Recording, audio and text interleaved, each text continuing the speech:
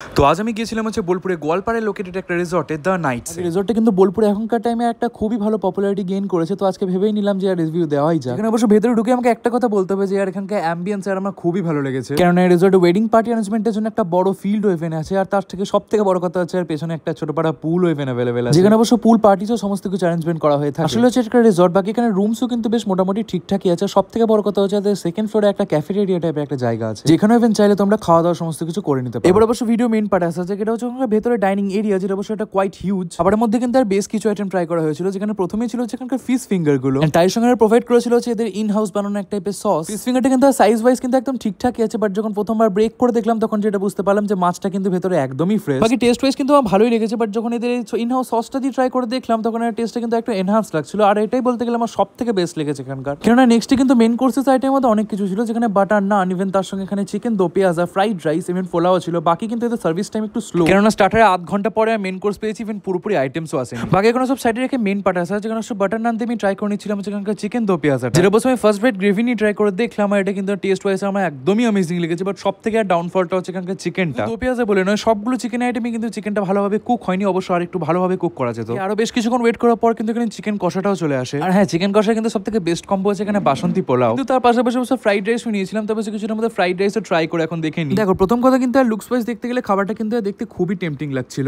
Even chicken কষা গ্রেভিটাও কিন্তু খেতে খুবই ভালো ছিল। তারপরে যখন ফ্রাইড রাইসটা শুধু ট্রাই করে দেখলাম, এটা বেশ ঠিকঠাকই লাগলো। বাট আমার মেজর একটাই কমপ্লেন থাকবে, চিকেনটা কিন্তু আরো ভালোভাবে অবশ্যই কুক করা যেত। টেস্ট ওয়াইজ ঠিকঠাক হলো, আমি বলতে গেলে খুব একটা স্যাটিসফাইড নয়। বাকি এটা হচ্ছে প্লেসের বিল, তোমরা চাইলে পজ করে দেখে নিতে পারো। ওভারঅল দেখো প্লেসটা বেশ ভালো। বাকি প্লেসে কিন্তু খাবারের ওয়েটিং টাইম একটু বেশি, আর কাস্টমারদের প্রতি সার্ভিসটাও কিন্তু খুব একটা ভালো লাগলো না আমার।